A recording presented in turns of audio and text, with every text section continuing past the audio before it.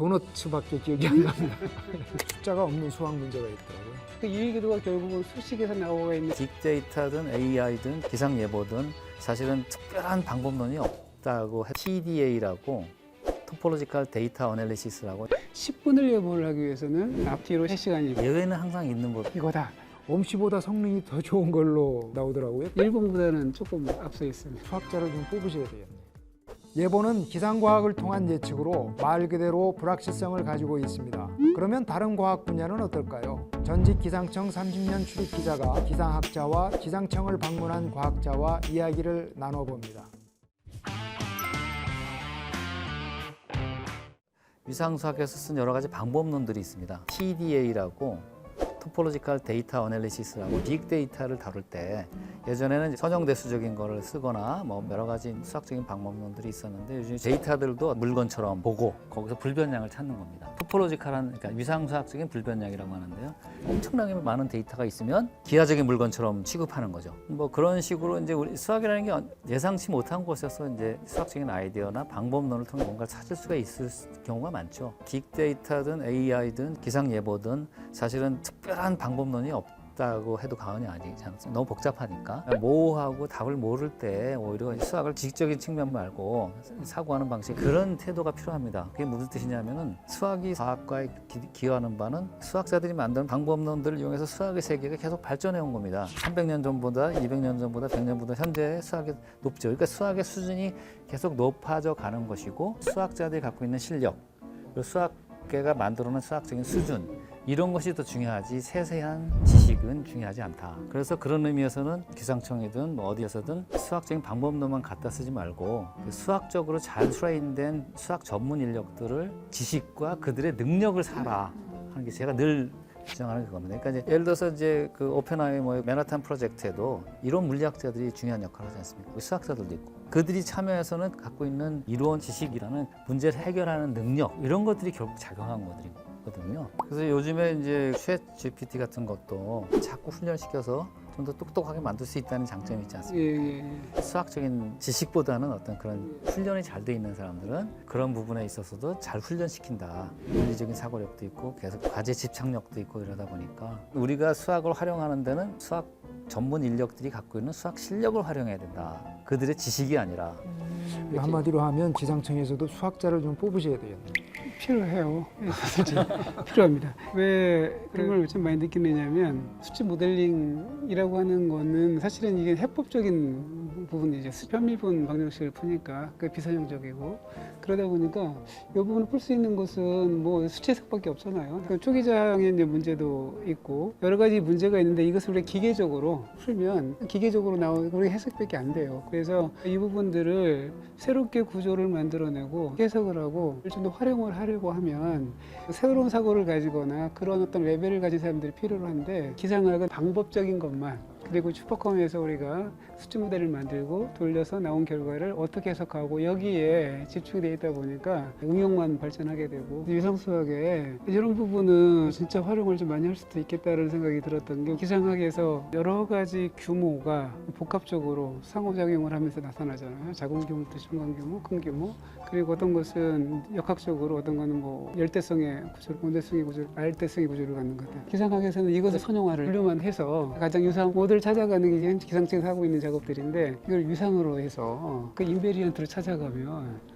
굉장히 빠르기도 하고 복잡한 현상들을 쉽게 찾아갈 수가 있겠다는 생각이 들어서 요즘 AI를 활용하든 뭘 하든 굉장히 중요한 학문이라는 생각이 딱 드네요. 미국의 초등학교 아이들의 숙제를 본 적이 있는데요. 수학, 산수라고 해야 되나요? 하여튼 거기서는 그 라운드 넘버를 강조를 하더라고요. 그러니까 우리말로 하면 어림수, 근사값 뭐 이렇게 뭘 이렇게 풀고 정답을 낼 때 보면 라운드 넘버 그거를 제출하도록 해요. 우리는 정답을 항상 소수점까지도 내고 그러잖아요. 근사값이라 하면 반올림하는 정도? 예보를 하실 때 그런 좀 어려움이 있지 않으실까 싶어요.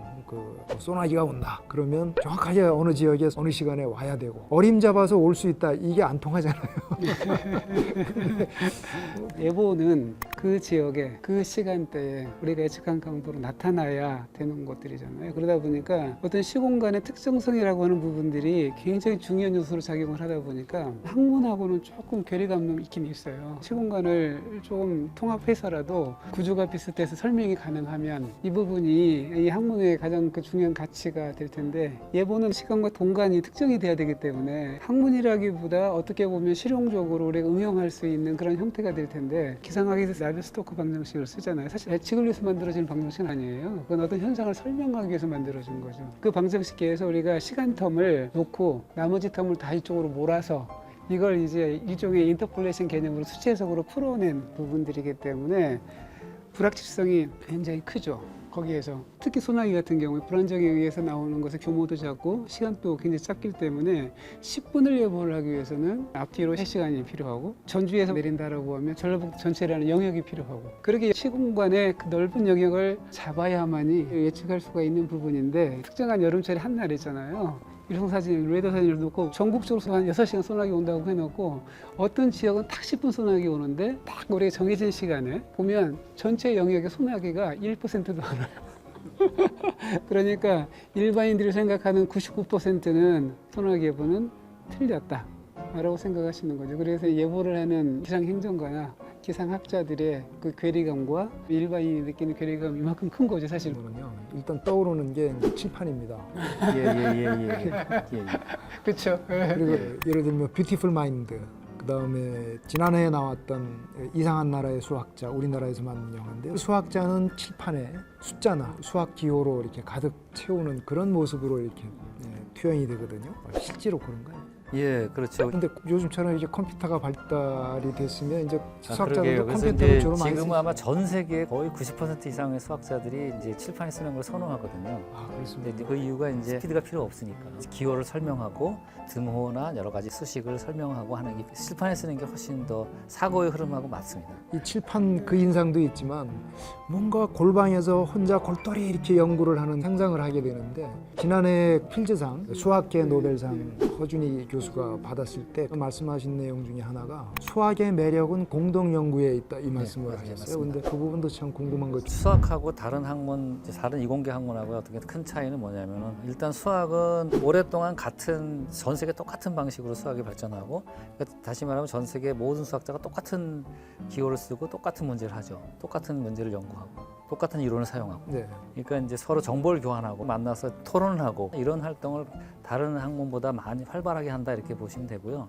그것이 연구 활동의 핵심이라고 보면 되겠습니다. 그래서 현대 수학을 혼자 한다는 건 사실상 상상하기 어렵고요. 다만 예외는 항상 있는 법이기 때문에, 그레고리 페렐만이라고 네네. 은둔형 수학자로 유명하고 필드 메달리스트로 정해졌는데도 상을 거부하고 한 그런 경우 굉장히 예외적이죠. 이게 근데 예외적인데 사람들은 이제 그럴 때 인상을 크게 받기 때문에 그렇습니다. 모든 수학자다 그런 줄 알고. 예, 그렇습니다. 근데 포엔카의 컨젝처라고 그거를 푸는데 여러 해 동안 몰두를 하고 그러다 보니까 가능했었던 것 같은데요. 이제 어렸을 때부터 천재고 뭐 이런 친구다 보니까 좀 예외적인 현상이 있을 수 있을지만 일반적으로는 상상하기 어렵습니다. 사실은 이제 과학자 하면 예. 그 이야기도 칠판에다가 네. 뭐 수식을 풀어내가면서 아 이거다 딱 네. 짓는 건데, 기상학은 조금 달라요. 기상학은 대기 현상이 어떻게 해서 벌어진다라고 하는 이런 부분들이 관측에서 확인이 되는 거냐, 관측에서 확인이 안 된 부분들은 어떻게 우리가 모델링을 해야, 어떻게 해석을 해야 될 거냐 라고 하는 쪽으로 모든 것이 집중이 되다 보니까 주로 데이터를 이제 집어넣어서 시뮬레이션을 한 다음에 현상과 맞춰보고 달라진 건 뭐고 차이는 어떤 거고 어떤 것을 또 시뮬레이션을 해보니 현상과 비슷하더라 라고 하면 그게 하나의 페이퍼가 되고 하는 형태라서, 기상학은 주로 컴퓨터하고 싸웁니다. 그렇죠. 예.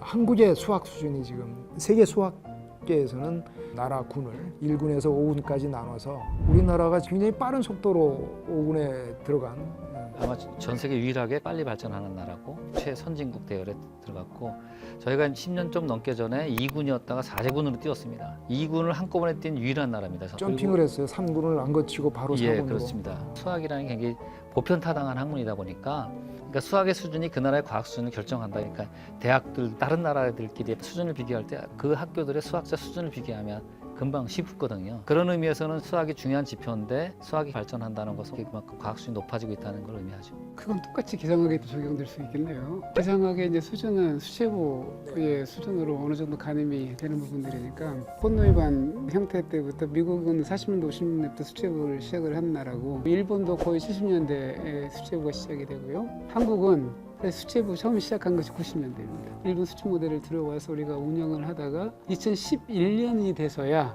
우리 모델 개발을 시작을 해요. 그래서 기상청에서는 대한민국 기상 독립의 첫 시발점을 2010년도부터 시작을 한다고 생각을 하는데, 왜 그러느냐면 그때 가장 중요한 천리안 위성이 올라가서 우리가 독자적으로 위성을 우리 확보를 하고 레이더망이 통합됐고 수치 모델 개발이 시작이 됩니다. 전 세계적으로 전무후무한 겁니다. 수치 모델 국가가 주도를 해서 이걸 개발을 하겠다라고 시도를 했던 거예요. 국가 주도로는 처음. 예, 그래서 수치 모델 사업단이라는 게 만들어지고 2020년 현업화를 합니다. 10년 만에 수치 모델 현업화하는 나라가 없습니다. 네. 전 세계적으로. 예. 그래서 킴이라고 하는 수치 모델이 만들어지면서 어떤 나라의 도움 없이도 우리가 자체적으로 모델을 돌리고 레이더망 위성을 통해서 예보관들이 제공이 되어지는 나라가 됐고요. 최근에 성비교표를 보니까 영국에서 쓰는 모델이 줄여서 UM이라고 하고 유나이티드 모델 그래가지고 그 이제 엄씨라고 하고요. 그다음에 우리 이제 킴은 한국에서 만든 수치 예보 모델 이제 김씨, 그리고 유럽 예, ECMWF라고 해서 예, 그거는 EC라고 하죠.